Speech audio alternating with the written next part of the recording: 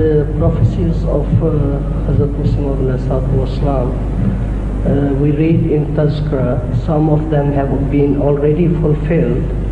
Is there a possibility that his prophecies can repeat time after time again? It depends on the nature of the prophecy.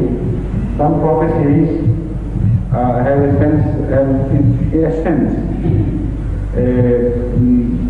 character of repetition. For example, phir bahar aayi, khuda ki baat phir puri hui. Now the whole style of the language bears repetition and denotes repetition. So such prophecies go on repeating. And certain prophecies again which are conditional, and the conditions have been mentioned. Whenever those conditions will be in existence, whenever those conditions appear, the prophecy will take charge and it will begin to be fulfilled. For example, there is a promise to Hazrat Muhammad sallam, inni muhinun man arada ihanatak wa inni mu'inun man arada ayanatak. That I am going to muhinun man arada ihanatak. No, I'm thinking of muhin. Muhin is not a verb, it is a name. What do you call it? Ism file hai na muhin? Ism file. How is it translated into English? I'm thinking of the counterpart of ism file in English which I don't know. So this is, I'm pointing this out particularly because when a prophecy is made in verbal form, this will happen. That may occur once and then finish. But when ism file is used instead, that indicates a constant state. Inni muhinun is different, inni muhino is quite different. Inni muhino may mean that I will be put to disgrace just once. But when Allah says inni muhinun, that means that it is almost like saying it's my attribute. Whenever a thing occurs, then I behave like this. So muhinun means I am the one who puts to disgrace, brings to disgrace. So this is the style which shows that there is a sense of repetition, a connotation of repetition in such predictions or prophecies. So the full meaning is that I am the one who causes to be disgraced, whoever attempts to disgrace you. And I am the one who comes to the aid of those who come to thy aid. That is the full meaning. So the style of the prophecy itself is telltale. There is a sense of repetition, and you can read in that prophecy from the style the prophecy is carried, that it is a repetitive prophecy and not to be fulfilled.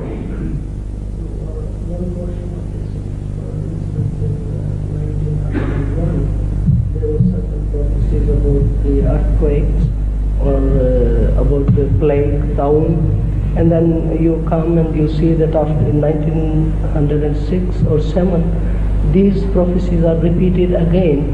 So does that mean that the one prophecy which has been already fulfilled in the time of Hazrat Muslim, and then as for I myself was reading through it, I feel that there is a chance of the plague again and almost.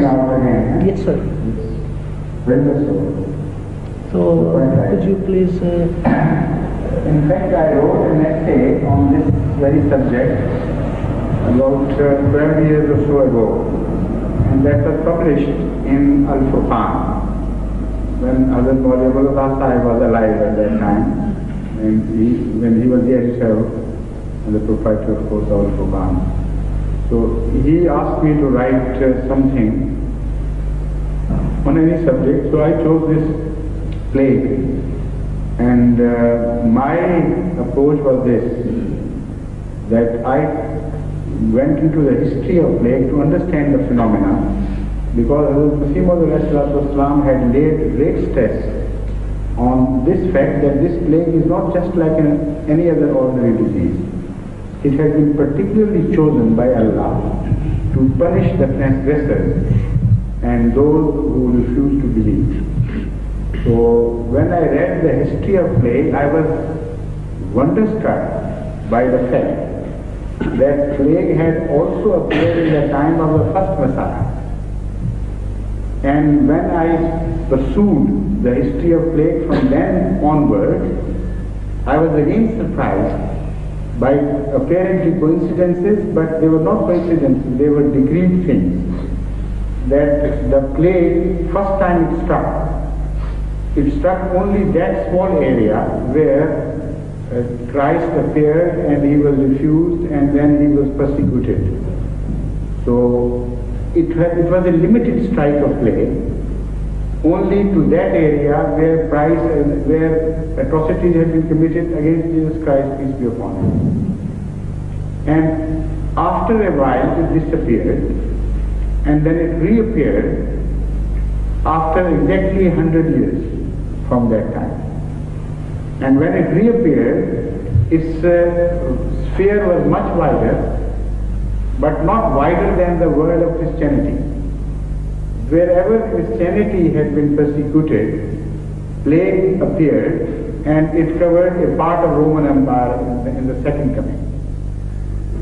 Third time it came after an absence of a few hundred years, at the time of just before Hazrat Muhammad Mustafa sallallahu alaihi wasallam, peace be upon him.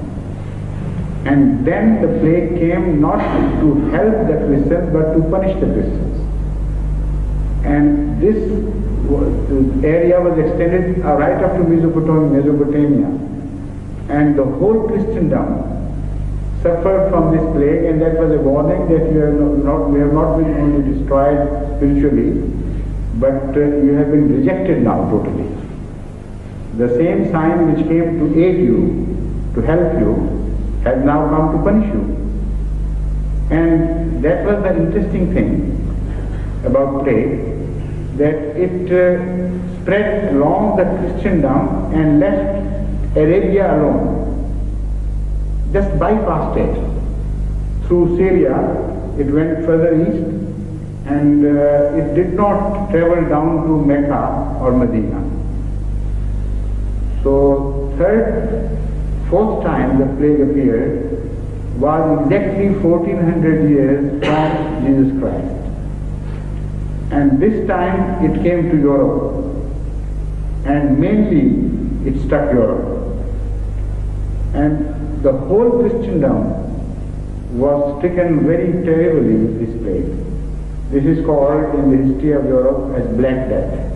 It is known as Black Death. So this plague played havoc with European life, European cities and states, to the extent that in some places 25% people died of plague, in some places 50% people. I'm talking about the figures of the countries. And 50% of the whole population was wiped out by plague. It was so terrible. And the Christians, to prove that Allah has not been unjust, behaved so cruelly to Jews that they proved the fact that now they had taken the part of the Jews and they had become hard-hearted like Jews, and said they deserved the same punishment which was meted out to Jews once. They burned thousands of Jews alive, blaming them for this plague. And in some countries, some European countries, as many as 7,000 Jews are recorded to have been burnt alive in their houses. For the crime they had not committed, they said, because you are bad people, so plague has come. And by that act they were proving they are quite the contrary. They were proving that we are the bad people, the plague has come to punish us. So plague has a very special relationship, not only with religion, but the idea of Messiahhood. That is what is important. It does not come to the aid of other prophets normally in history, nor does it come to punish those who oppose other prophets, but only it has a special relationship with Messiahhood. This is why Hazrat Islam was given this sign, and the 100 years are about to approach us now. The cycle of 100 years will be completed in 98. So if it doesn't come earlier, I mean, nobody can say it will definitely complete the whole cycle.